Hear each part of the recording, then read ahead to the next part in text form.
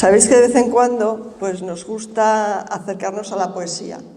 Es como una manera de hacer un paréntesis, poner un poco de luz en las tribulaciones diarias, y qué mejor que hacerlo con alguien cuyo nombre ya es casi sinónimo de poesía, porque decimos Antonio Colinas y pensamos poesía. Y eso que a pesar de que el escritor que tengo a mi lado esta tarde ha escrito géneros como novela, relato breve, artículos periodísticos, memorias, en fin, ha escrito en muchos registros, la poesía es lo que le define, lo que está en su vida de una manera constante, y yo diría que está incluso en el resto de las obras que no son poesía.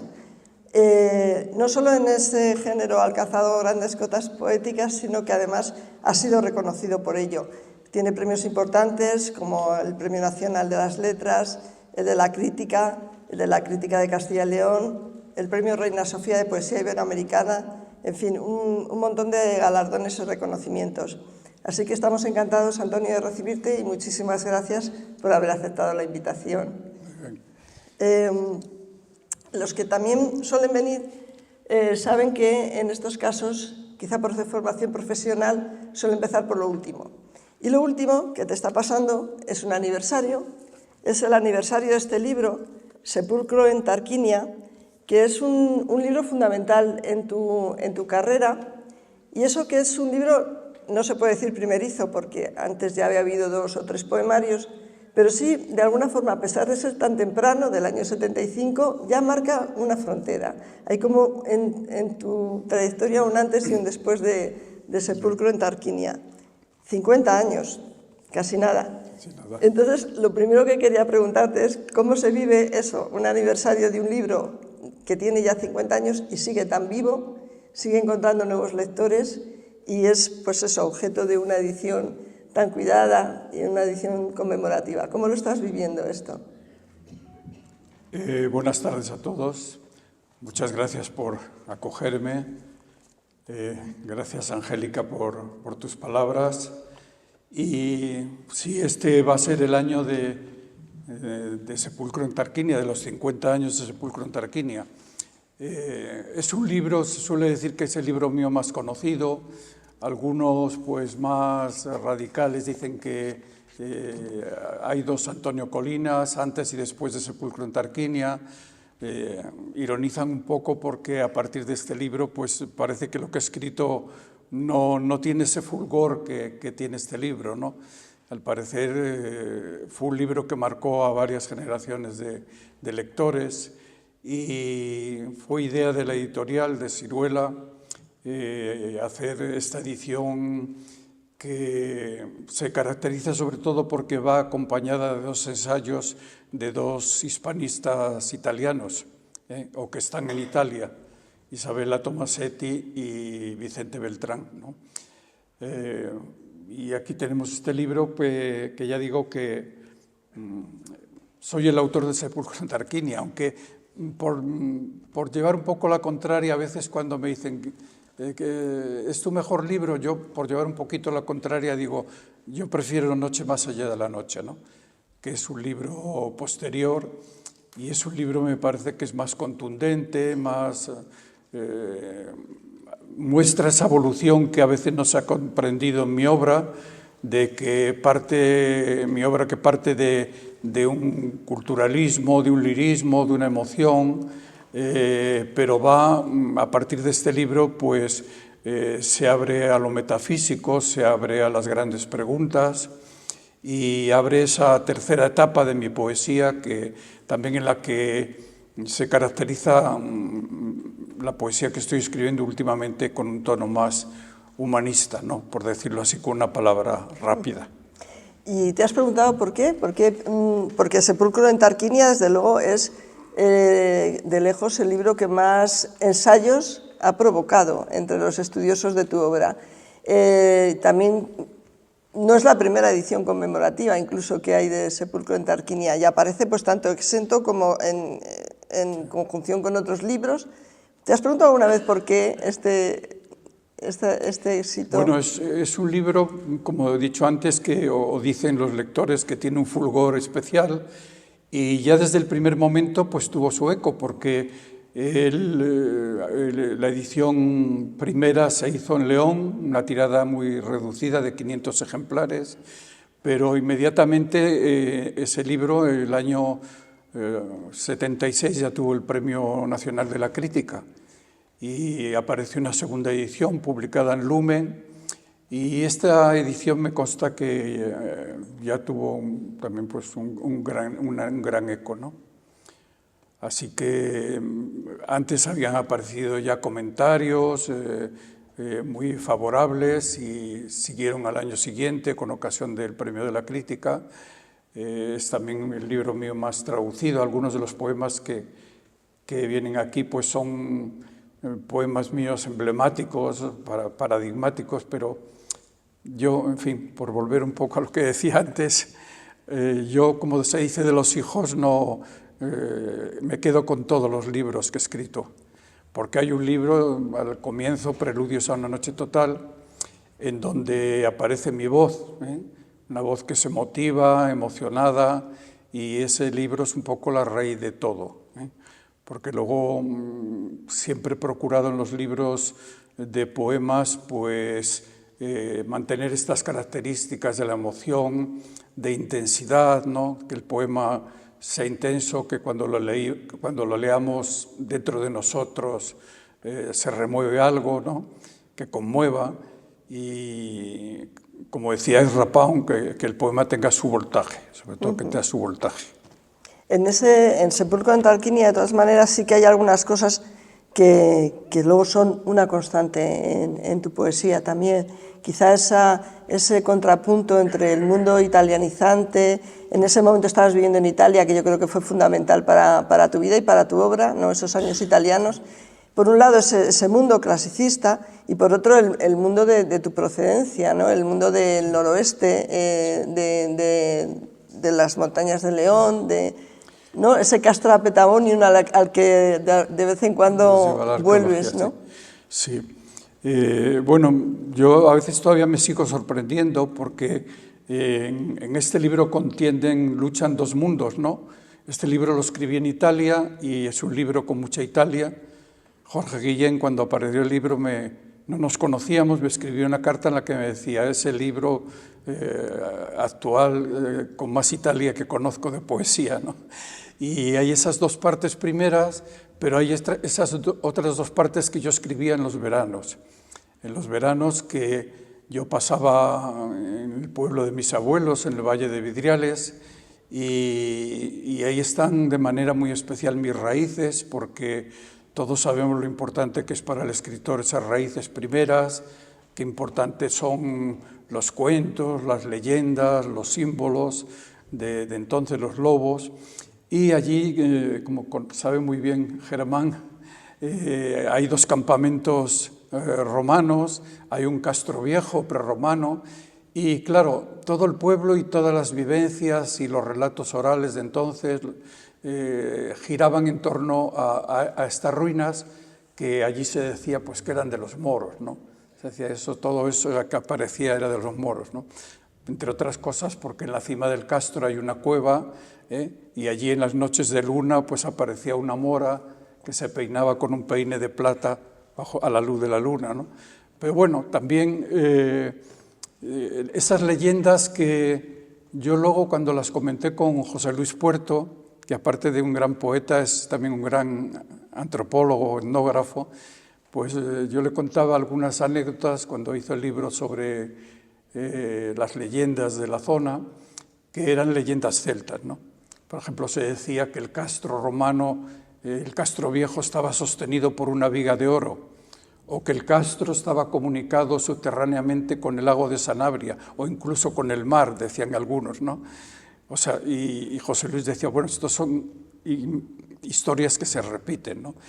Y este mundo, pues, me marcó mucho, porque yo muy poco después de nacer, mi madre enfermó, y entonces me llevaron allí, al pueblo, con mis abuelos y con mi tía, y ya desde pequeñito, pues, ahora cuando me pusieron el nombre de una calle en el pueblo, pues había había disparidad de opiniones. Unos decían que había nacido allí y otros que no había nacido allí. Y bueno, yo dije, no nací allí, pero muy pequeñito vine. Y la prueba es que conservo todavía una cuna que me hizo mi abuelo el herrero. Mi abuelo era el herrero del pueblo y la conservo todavía, una cunita. Digo, bueno, esto son las dimensiones de la edad que tenía yo entonces, ¿no?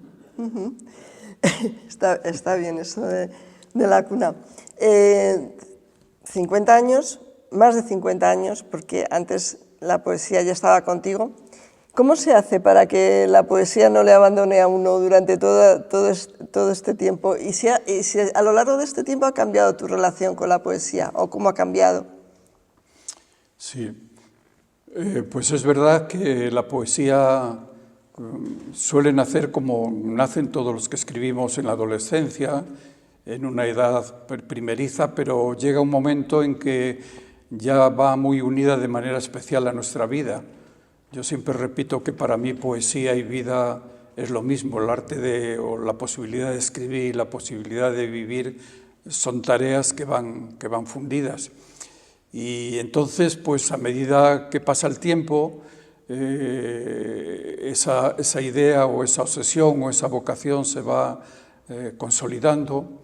Quizá lo he descubierto más tarde leyendo a Jung, porque lo que él llama proceso de individuación, ¿no? El hecho de que cada uno en nuestra vida tenemos que ser aquello que debemos de ser o para lo que hemos nacido, ¿no? Hay que aceptar esta vocación que, bueno, ya cuando pensamos en la escritura o en el trabajo en otros géneros, pues ya deviene un poco deviene profesión, ¿no? Cuando pensamos en las traducciones o en el periodismo, que también he ejercido mucho, pues de tal manera que ya no nos podemos desprender, pero sobre todo de esta idea de que el proceso de escribir y la obra que escribimos y los poemas que escribimos van muy unidos al proceso de vivir, a la vida. Decías que tu poesía se había vuelto en una especie de tercera fase, ¿no? Como más humanista. Sí. Cuéntanos cómo ha sido esto. Bueno, hay estas tres etapas que yo considero que tiene mi poesía. Esta primera de carácter emocional, culturalista, a la luz de los tópicos, ¿no? A la luz de la que ha sido o no es o puede ser o ha podido ser mi generación de los novísimos. Hay una segunda en que hay esta marcha hacia el pensamiento. Yo creo que el poema ideal es aquel en el cual el poeta piensa y siente a la vez.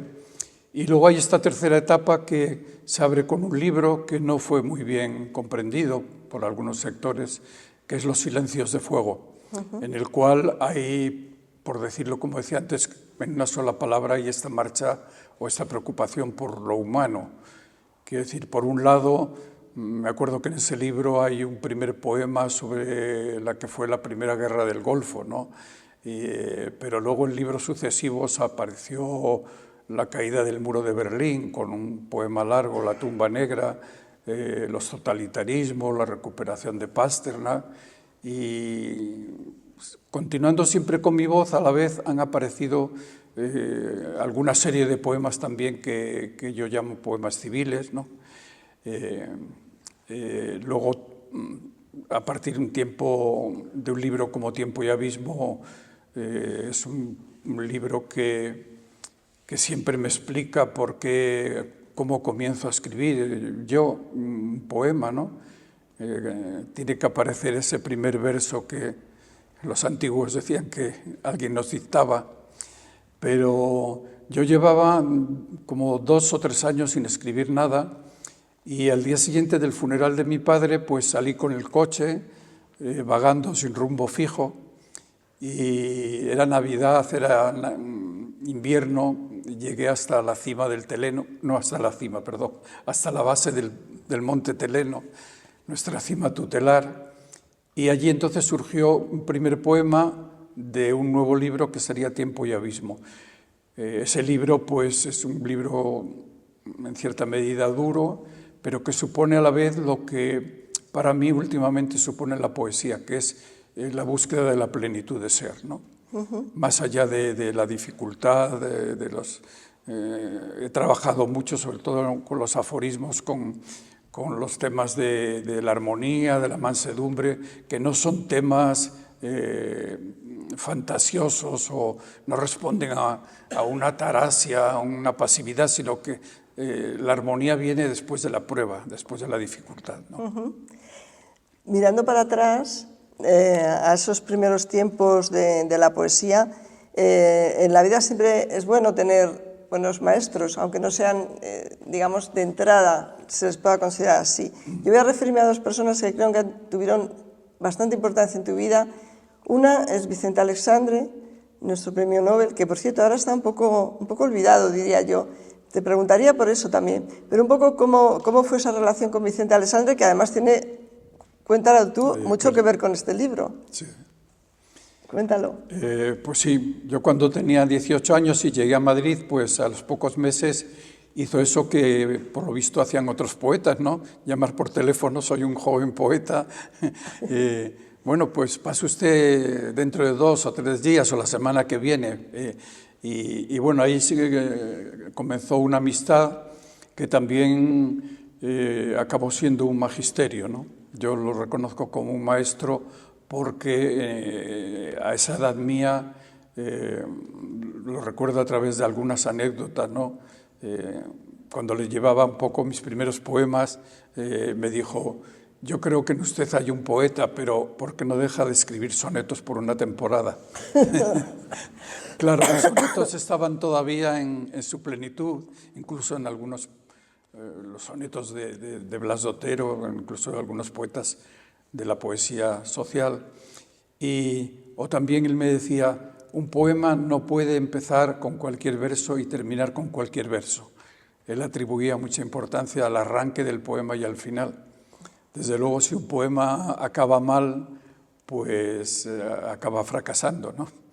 Y ya digo, me sucedieron cosas también extrañas. Cuando él muere, yo estaba en Madrid. El día antes de morir yo estaba en Madrid, entonces pasé a verlo a la clínica donde estaba y me encontré en la puerta con Dámaso Alonso. Y seguramente por ser Dámaso Alonso pues nos dejaron entrar hasta la misma UCI, ¿no? Nos pusieron estos ropajes de plástico y entramos allí. Él ya estaba muy mal y no sé, hacía un ruido al respirar. Y Dámaso le dijo a la doctora: ese ruido que hace, ¿qué es, doctora? ¿Qué es ese ruido? Y ella dijo: no se preocupe, es el aparato que tiene, ¿no?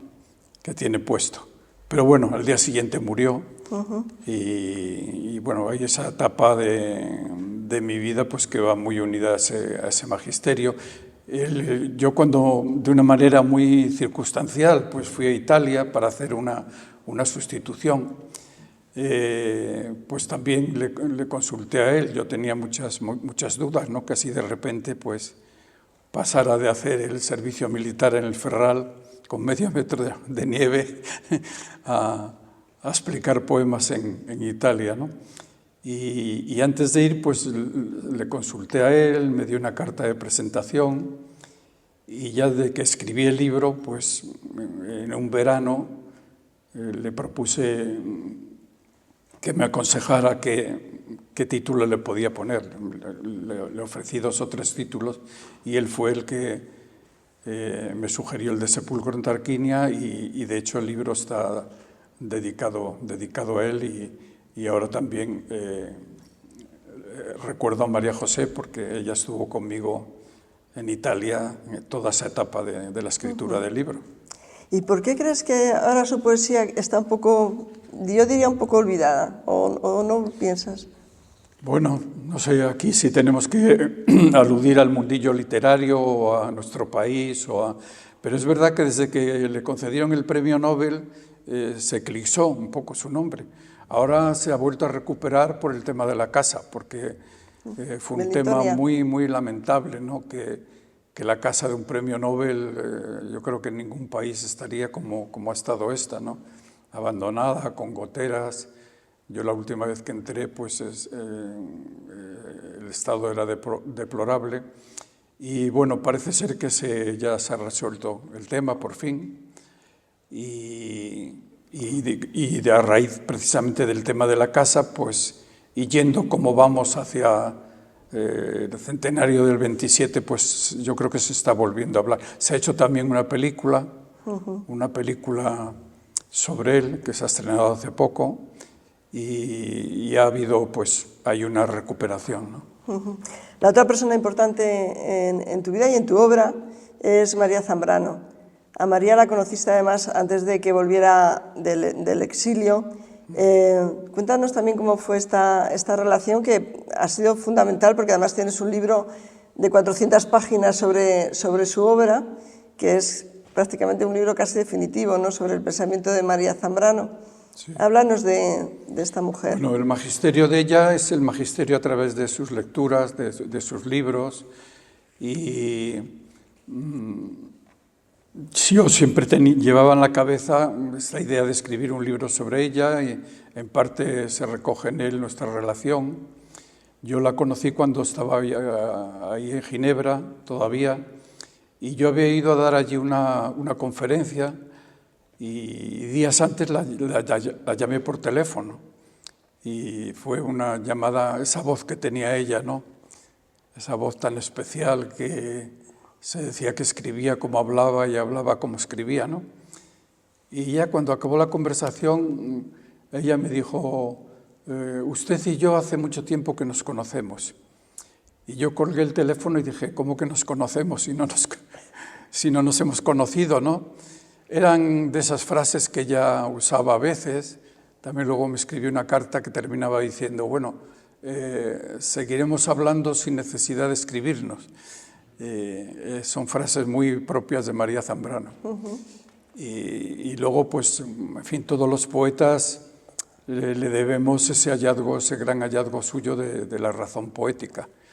Quiero decir que también se ha dicho que allá donde no llega el pensador, donde no llega el filósofo, aparece la voz del poeta, y ella esto lo tenía muy claro.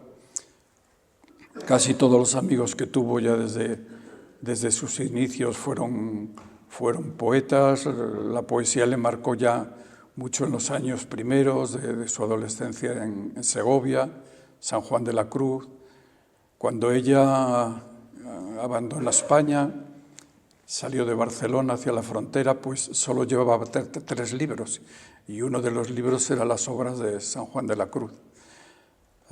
De hecho, luego en la revista Sur escribió un ensayo sobre María Zambrano y otro sobre Unamuno.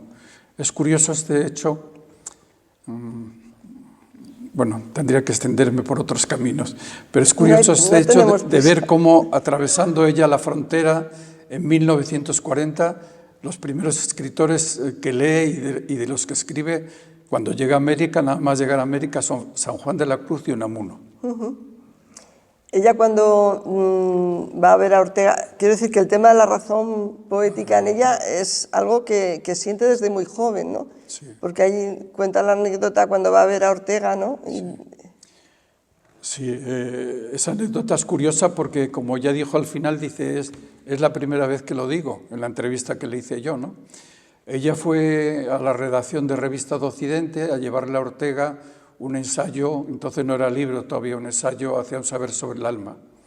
Y entonces Ortega le dijo, estamos aquí y usted ya quiere dar el salto al más allá. A ella le impresionó esta respuesta y dice que salió llorando por la Gran Vía. Dice, ya desde entonces comprendí que mi razón era la razón poética y la de mi maestro la razón histórica.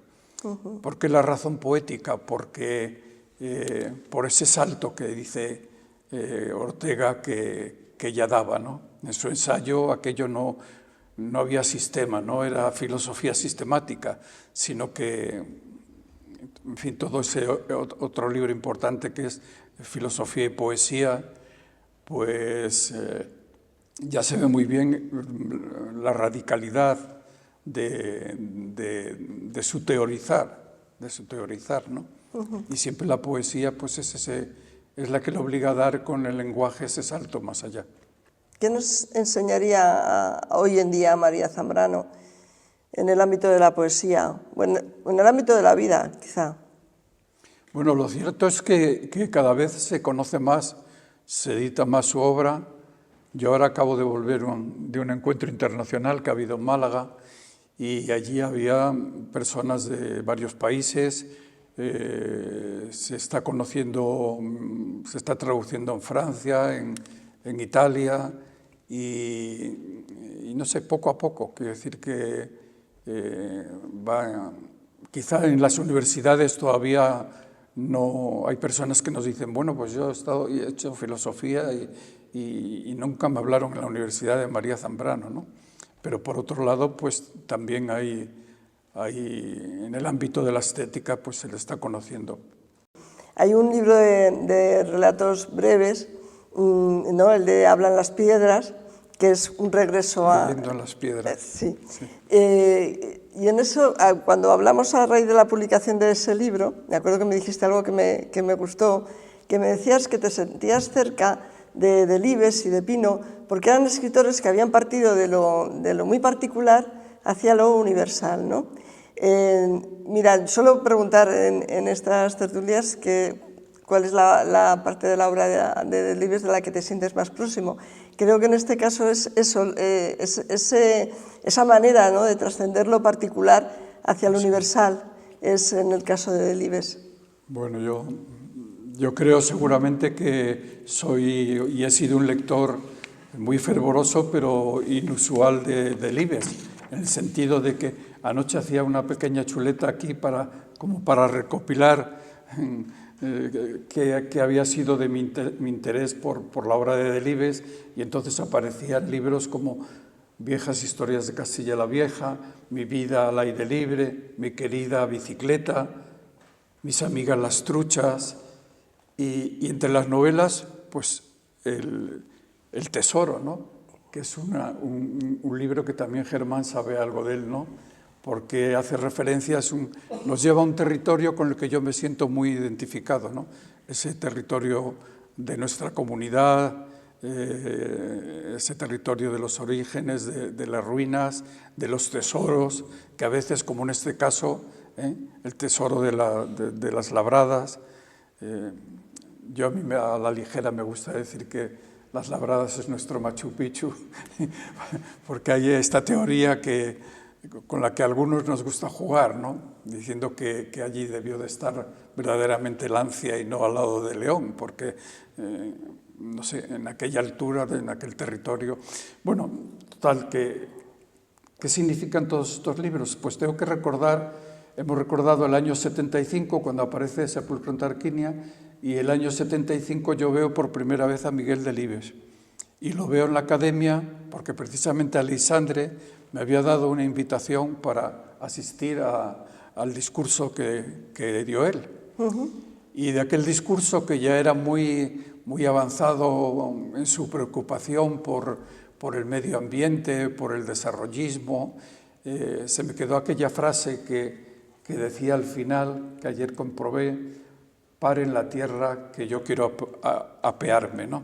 Decía él, si la tierra sigue...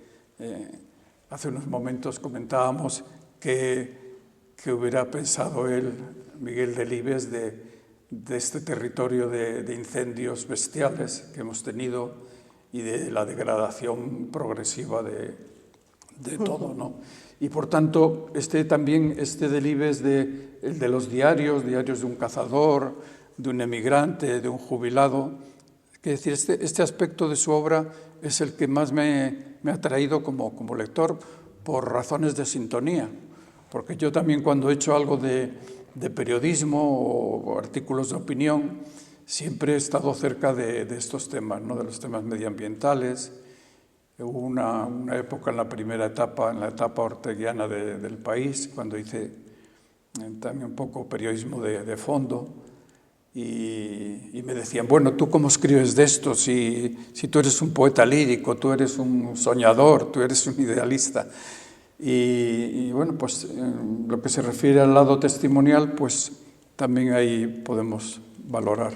Sí, de eso además te iba a comentar, ¿no? Esa parte tuya como articulista, que sería un poco la que estaría cerca de estos cronistas, ¿no? Y tú lo has sido en diversos medios y nunca te has escondido, por otro lado. Quiero decir que sí que has sido un articulista comprometido, sobre todo quizá con la naturaleza, con los temas medioambientales, pero también con esas otras preocupaciones humanísticas que están en esos otros poemas que llamas poemas civiles, efectivamente, pero desde el punto de vista de los artículos sí que has sido una voz comprometida también.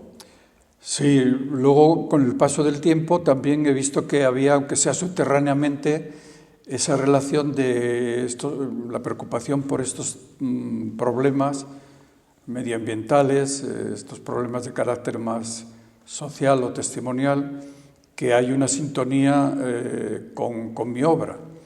En mi obra hay una parte, no voy a decir así a la ligera, medioambiental o ecológica, pero hay una gran presencia de la naturaleza.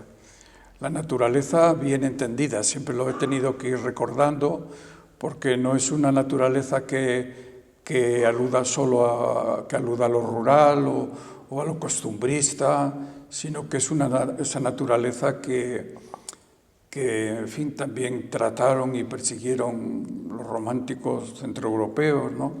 Esa naturaleza que lleva un conocimiento global, ¿no? Un conocimiento de la realidad, conocimiento pues, filosófico, la naturaleza como sus aspectos sagrados, en fin, es la clave también, es uno de los conceptos, vamos, en el que he trabajado mucho. La poesía es conocimiento. Pues sí. La poesía, por lo que decía antes de la trayectoria del escritor, pues es una vía de conocimiento para conocernos, para conocer a los demás, para conocer la realidad. El poeta siempre acaba, cada poema tiene un título y hace referencia a algo concreto, pero la poesía acaba tratando los temas de siempre, ¿no? El amor, la naturaleza, la muerte, lo sagrado, lo profano. Quiere decir que estos temas, al final siempre el poeta tiene que enfrentarse con ellos o se enfrenta con ellos, más allá de, ya digo, de la anécdota. Una cosa muy importante también en tu poesía es la música. De tu poesía se ha dicho además que es una poesía muy órfica y yo creo que es importante tanto en la forma, en lo formal, como en aspectos ya más de fondo, como es ese poema que tienes, por ejemplo, dedicado a Bach, La tumba negra, que termina uno de tus libros. En fin, háblanos de esta relación, que también es una relación permanente en tu vida. Sí.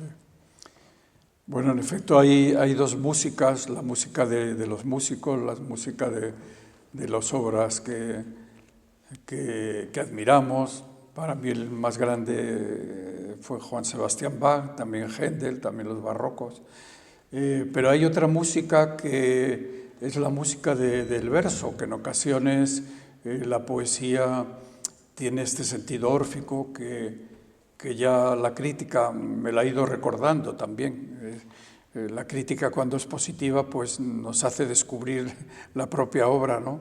Y es verdad que hay este sentido órfico que proviene del ritmo del poema, ¿no? El ritmo del poema, que, como yo digo, a un poema le podemos quitar todo, su métrica, su ritmo, su métrica, su rima, su metáfora, sus alegorías, pero no le podemos quitar su ritmo, ¿no? Que ese ritmo del verso que lo da la acentuación o lo da simplemente el oído del poeta, y de tal manera que hay este sentido órfico que se suele perder con la traducción, ¿eh? Cuando leemos poesía traducida, pues a mí me pasa con Rilke. Yo Rilke no conozco el alemán y siempre que lo leo digo, ¿cómo será el original? ¿Cómo será el original? Porque me parece que que estos poemas han perdido algo, ¿no?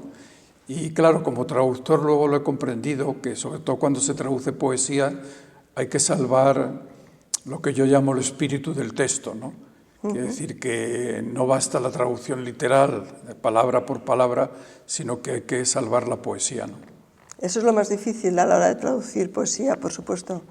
Pues sí, yo creo que es eso. ¿De qué traducciones te sientes más contento? ¿Has disfrutado más? ¿Has traducido a Salvatore Quasimodo, a Leopardi? ¿De quién te sientes más próximo? Sí. Bueno, yo creo que las traducciones se dividen para mí en dos tipos de traducciones. Traducir por placer y traducir por obligación. Traducir por placer, pues la obra, la poesía completa de Salvatore Quasimodo. Cuando compré su edición en Italia y empecé a traducirlo, poema a poema, de vez en cuando, a lo largo de los años, pues fue una traducción placentera. La traducción obligada fue esa etapa en que yo no viajaba y me dedicaba solo a traducir, porque el traducir como el periodismo ha sido mi sustento, ¿no? Cuando te hacen esa pregunta tópica, ¿no? Pero ¿de qué vive un poeta? ¿De qué vive un escritor? Yo digo, bueno, pues vive de su escritura, si tiene algunos derechos de autor, y de esos anexos, que en mi caso pues son la traducción y la crítica literaria, el periodismo, que también ellos me han acompañado en estos 50 años. Así que luego están las traducciones obligadas. Por ejemplo, he traducido, que también fue placentero, por más fáciles, hice la traducción de 3 novelas de Salgari para Alianza Editorial, en esa etapa de traducir a plazo fijo. Padecí mucho con la traducción de 4 obras de Leopardi para Clásicos Alfaguara, que fue el momento cuando yo estaba trabajando en esta traducción, que me fui a Ibiza, me dio una beca a la Fundación Marc y me fui a Ibiza.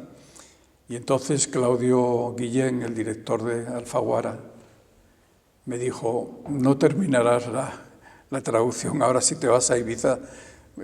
Estaba hasta un poco enfadado, ¿no?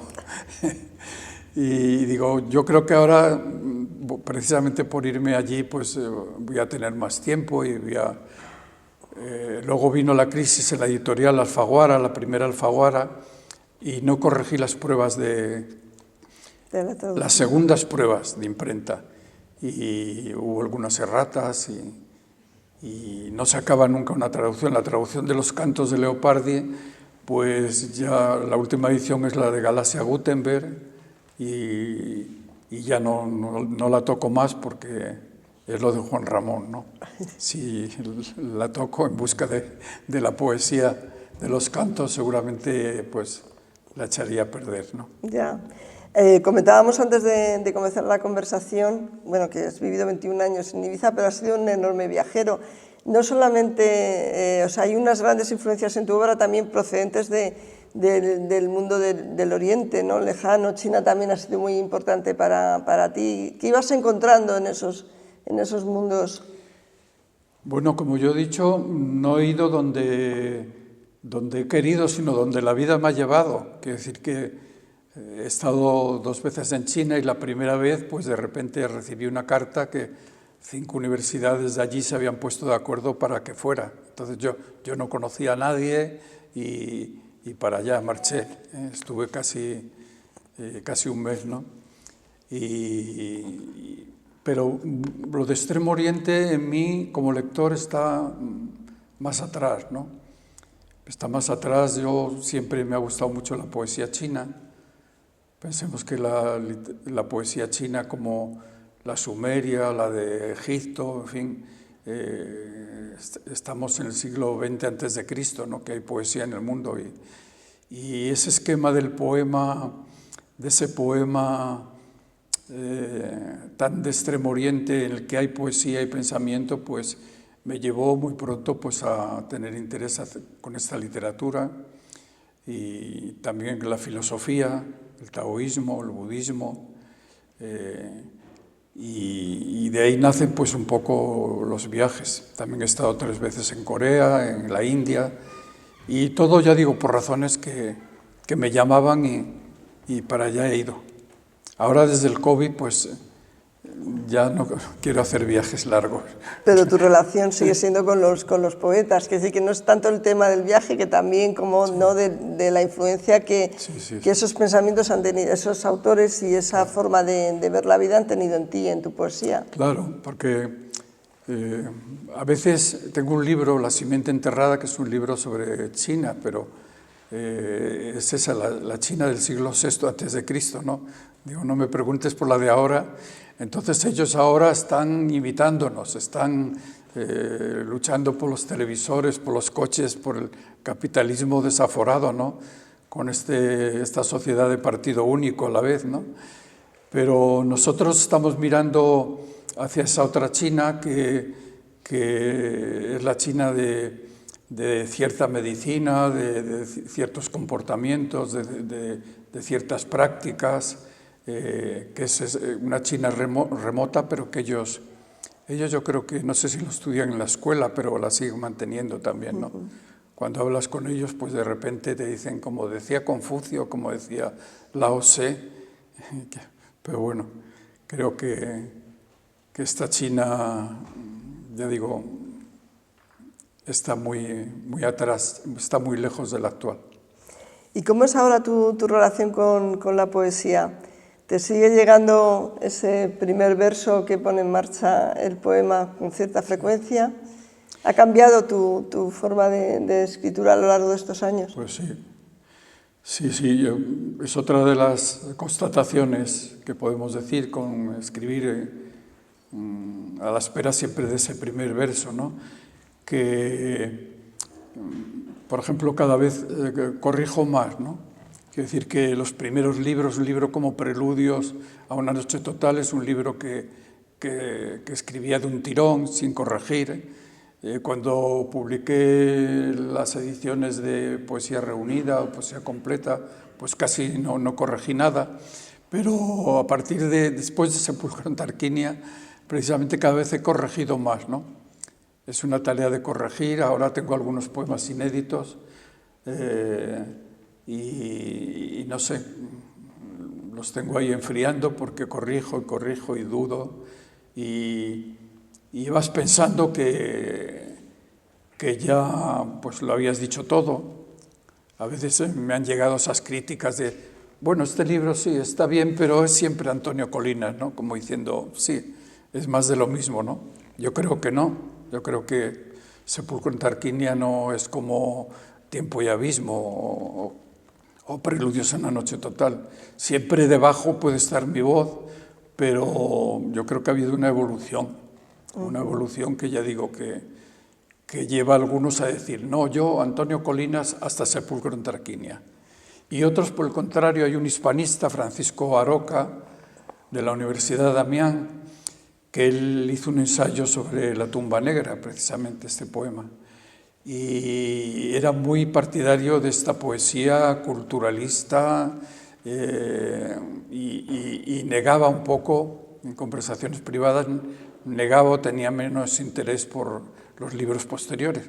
Pero ahora con el tiempo, en fin, ha ido corrigiendo su opinión y ha ido comprendiendo esta poesía y hizo la tesis en la Sorbona sobre mi poesía ya desde un punto de vista más global. Más abierto. ¿Te siguen enseñando cosas, las críticas, no las que dicen, bueno, es más de lo mismo, sino, tú decías antes, a veces los críticos nos descubren cosas en las que no habíamos pensado. ¿Te sigue pasando? Cuando leemos una crítica, pues nos dicen cosas que ya sabíamos, pero nos dicen otras que el mismo autor yo creo que no conoce y por eso tenemos que estar agradecidos. Y esto ha pasado sobre todo con el largo ensayo que Vicente Beltrán dedica al poema Sepulcro en Tarquinia. En el centro de este libro va este poema largo que, bueno, pues se ha fabulado mucho sobre él y yo creo que con este texto definitivamente se ha clarificado bastante el poema. y bajo ese punto de vista, pues uno aprende en lo que le dicen los demás, ¿no? Ven, es otra mirada, ¿no? Pero O sea que ¿recuerdas así algo que te sorprendiera especialmente, que dijeras, sí, esto lo he hecho yo? Sí, bueno, pequeñas cosas ya de la didáctica un poco también formal, ¿no? Cuando te explican cosas formales, en fin, aquí que hay los estribillos, no sé qué, no sé cuál, las rimas internas, cosas que tú cuando escribes pues no te das cuenta de ello, ¿no?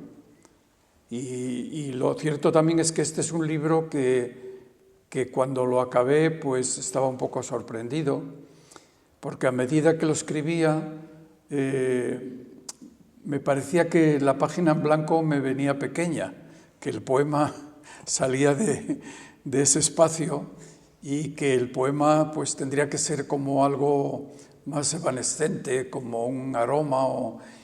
Y de hecho, cuando entro en la parte de Castra Patagonium, pues ahí voy prescindiendo de los nombres propios, voy prescindiendo de la acentuación, de la puntuación. Y recuerdo que Brines, cuando publiqué este libro, quedamos un día en un café para comentarlo y me dijo, me ha encantado, tal cual, dice, ahora yo pondría los puntos donde no estaban. Pero claro, había que explicarle que había esta idea cuando escribía este libro de que el libro formalmente fuera otra cosa, ¿no? Fuera otra cosa que texto. Y hay un momento en esa serie de Castra Patagonium en que hay un poema sin ninguna puntuación. Un poema que se titula Trasmontes, y entonces cuando llegué a ese poema dejé de escribir. No está cerrado el libro con este poema, pero fue el último que escribí. Y ya digo, esta es la justificación de que lo que yo le llamo yo el poema atmósfera, ¿no? El poema atmósfera. Bien, bueno, sabéis que se abre un poco la palabra a quien quiera preguntar, pero antes yo quería que sonara la voz de Antonio Colinas de forma pura, poéticamente hablando, que nos leyeras un poema, luego abrimos el campo a las preguntas y si quieres cerramos con otro el acto. ¿Te parece? Bueno, es muy difícil elegir un poema. Si me lo permites, elegiría dos para que viéramos esa diferencia de tono de mi poesía, esta más conocida, más emblemática, la de este libro, y otro poema del último libro, si te parece bien. Entonces, en este libro, de esa Italia casi tópica, pues uno de los poemas míos más conocidos, más traducidos, es el que yo le dedico a Giacomo Casanova, ¿no? Que este fue un poema que está escrito antes de dos películas, La noche de Varennes y el Casanova de Fellini, que tratan de este Casanova de última hora, ¿no? De la senectud, cuando vive retirado, y aquí en el poema pues hago hablar a ese Casanova del final de sus días, que acepta el cargo de bibliotecario que le ofrece en Bohemia el conde de Wallenstein, ¿no? Escuchadme, Señor, tengo los miembros tristes. Con la Revolución Francesa van muriendo mis escasos amigos. Miradme, he recorrido los países del mundo, las cárceles del mundo, los lechos, los jardines, los mares, los conventos, y he visto que no aceptan mi buena voluntad. Fui abad entre los muros de Roma y era hermoso ser soldado en las noches ardientes de Corfú. A veces he sonado un poco el violín y vos sabéis, Señor, cómo trema Venecia con la música y arden las islas y las cúpulas. Escuchadme, Señor, de Madrid a Moscú he viajado en vano. Me persiguen los lobos del Santo Oficio. Llevo un huracán de lenguas detrás de mi persona, de lenguas venenosas. Y yo solo deseo salvar mi claridad, sonreír a la luz de cada nuevo día, mostrar mi firme horror a todo lo que muere. Señor, aquí me quedo en vuestra biblioteca, traduzco a Homero, escribo de mis días de entonces, sueño con los rayos azules de Estambul. Bien, un poema escrito en los años 71, 72, 73, y me dijiste lo de leer un poema y luego pensé en leer otro de esta etapa final de mi último libro, de una serie de poemas que se titula Llamas en la morada. A medida que avanza el tiempo y que avanzamos en los años, pues también el poema se va reduciendo. Por eso que decíamos, no sabemos si es porque ya lo habíamos dicho todo o porque es un proceso que se da en casi todos los poetas. A medida que pensamos más que sentimos y el poema se reduce, los versos son de arte menor. Y de esta serie de Llamas en la morada voy a leer uno. Es un poema también del retorno, que ha sido, alude a este regreso mío, esta comunidad está puesta también por razones familiares y varias que no vienen al caso, porque también cuando llegué a Salamanca me dijeron, ¿cómo vienes a Salamanca? ¿Y cómo pasas de Venecia a Salamanca? Me dijo uno, y dije, pues mira, he venido por el tema de los padres. Mi madre murió aquí en Valladolid y cuando vivía mi hermano. Bueno. La vida. Sí, la vida. Sí. Llamas en la morada. Morada, centro de mi ser en llamas. Me has llamado y he acudido. Aquí estoy devolviéndote cuanto me diste. Te devuelvo lo más sagrado, mi infancia, las escasas palabras del poema, este misterio transformado en música. Te devuelvo el pico amarillo del mirlo, la piedra negra con su musgo verde, las viñas adormecidas por la helada, el milagro de la mujer, el vuelo en la noche de la lechuza blanca, el ruiseñor ausente. Me has llamado y he acudido con este cuaderno negro, con esta poca de música, con las palabras como brasas. Don que me diste, ofrenda que te entrego, aunque mía no sea. Me das este desvelo, un silencio que sana y que tan solo es tuyo y que tan solo es mío, en lo secreto de esta soledad poblada de abismos maravillosos. La belleza. Bueno.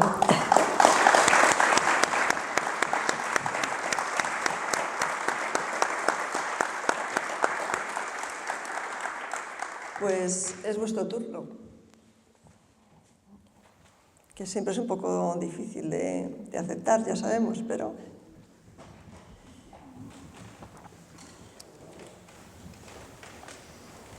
¿Lees poesía? ¿Lees poesía? ¿Lees sí. Mucha poesía? Sí, leo poesía, sí. Ahora creo que se vive un buen momento porque esto de la poesía y la poesía que se escribe va por etapas, ¿no? Hablábamos de la poesía social, de la poesía neoclásica, luego de la poesía culturalista, luego de la poesía de la existencial. Y ahora yo veo en los últimos libros que como se ha abierto el panorama, ¿no? Quiero decir que no se hace ya, se sale un poco de ese poema un poco plano y se vuelve uno a encontrar con la cultura, con lo metafísico, con el mundo, por ejemplo, y aquí no hemos hablado nada del humanismo de la obra de Delibes, ¿no? Me llama la atención los libros sobre los temas familiares, ¿no? Poemas sobre el padre, sobre la madre, sobre la infancia, sobre el ámbito de las casas. Es una constante también en libros de última hora. Y todo este panorama que se abre a a otros temas o a todos los temas, pues me parece positivo. Quizá también la novela autorreferencial, ¿no? que hay ahora mucho, quizás se traspasa también al tema poético. Bueno, nadie... Yo te quería preguntar, vosotros que vais bastante a la Bañeza, ¿has escrito algún poema después de los incendios de este verano, de la quema del terreno, de todas esas piezas? Después de... Me he oído el final. Después de los incendios del verano. Bueno, ha sido muy duro, muy duro. Yo, de hecho, estaba en esta casita, es una casita muy humilde, esta morada de que hablo en el poema de mis abuelos, que estaba ruinosa, lo que era el horno, el cuarto del horno estaba hundido, y con este regreso, con este retorno, pues fue el retorno también a esa casa, y restaurarla fue un poco como restaurarme a mí mismo en esa etapa de la muerte de los padres, de los seres queridos, y por eso ha sido muy duro lo de los incendios. Ya tuvimos uno cuando la Sierra de la Culebra, pero ahora fuimos de las personas que desalojaron, vivimos en directo eso de repente a las 10 de la noche aparece la Guardia Civil, tienen que desalojar porque el fuego está llegando al pueblo. Llegó el incendio hasta el mismo pueblo, pero no entró, afortunadamente, pero se quemó todo el encinar, todo el monte en fin, que es verdaderamente, no lo digo como un tópico, pero es como si se quemara mi memoria. Y por extensión, todo este incendio fue en ese territorio de las laderas del Teleno, de las riberas del Duerna, del Jamuz, el norte del Valle de Vidriales, ya hasta, luego se ha hablado mucho de las Médulas, claro, por su nombre, pero luego ya el incendio pasó de Zamora a León, pero a los pocos días volvimos al pueblo y durante 22, 25 kilómetros, pues fue como una alucinación ver todo negro, ¿no? Todo negro, lo que había sido, pues, un espacio para la vida. Mi hermano y yo teníamos también allí un pequeño encinar que se quemó, ¿no? Y entonces, pues, bueno, de verdad ha sido muy duro. Y hace un momento hablábamos con Germán y con qué hubiera dicho don Miguel de esta etapa que estamos viviendo. Es decir, que terrible, ¿no? Quizá nosotros los que nos preocupamos por estos temas, pues puede que los exageremos, ¿no? Y que sea verdad aquello que me decían a mí de mis artículos. Tú, ¿por qué escribes de esto? Que no, esto no es tu tema, tú eres un poeta lírico, ¿no? Pero lo cierto es que son, no sé, esta metamorfosis que estamos viviendo, no sé si vamos hacia un cambio de era que se dice, pero llena de amenazas, ¿no? Y de incertidumbres. Pues, sí. Antonio, a mí solo me queda agradecerte muchísimo que hayas estado aquí compartiendo con nosotros tu poesía y tu forma de acercarte a ella, que ha sido un lujo para todos. Muchas gracias. Para mí me alegra mucho estar de nuevo aquí en Valladolid. Y bueno, he recordado la muerte de mi madre, pero tengo un recuerdo muy feliz de niño aquí en Valladolid. Disculpadme los que seáis de otro equipo, pero somos madridistas en la familia. Y siendo niño me trajo mi padre aquí a Valladolid a ver el partido del Madrid con el Valladolid. ¿Sería? Y aquel partido fue excepcional porque es el partido en el que Di Stéfano metió el mejor gol de su vida. Que metió el gol apoyando las manos en el suelo y con el tacón, usted lo recuerda, ¿no? Con el tacón metió el gol. Y aquel recuerdo, pues no lo puedo olvidar. O sea, allí empieza mi relación con Valladolid. Mira, no sabía yo que además teníamos otra cosa en común, que era el Madrid. Mira sí, tú por dónde. Bueno, mi hijo y mi padre eran más... Mi padre fue uno de los primeros fundadores de una peña del Real Madrid, porque en aquellos años 50 más bien, una vez que iba al Madrid hizo noche en La Bañeza, porque iban a La Coruña en el autobús. Y entonces pararon allí y a raíz de eso en la ciudad hubo varias personas que tomaron contacto con el equipo. Y yo creo que la Peña de la Bañeza es como la 7ª o la 8ª de España. Y bueno, luego los de la Peña ya hicieron muchos viajes. Yo soy, bueno, un amateur solo, quiero decir que no... Pero hay en la familia quienes han sido más ¿Sigues los partidos? Yo sí, cuando hay partidos importantes los sigo y si perdemos también mi hijo, si pierde no lo aceptamos de muy buena gana.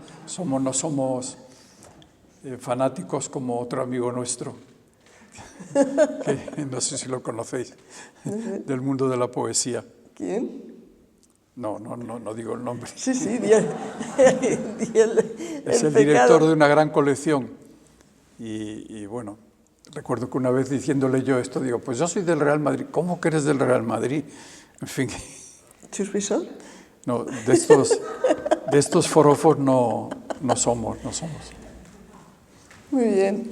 Bueno, pues nada, muchísimas gracias y nos leemos, ¿no? Que es lo más importante.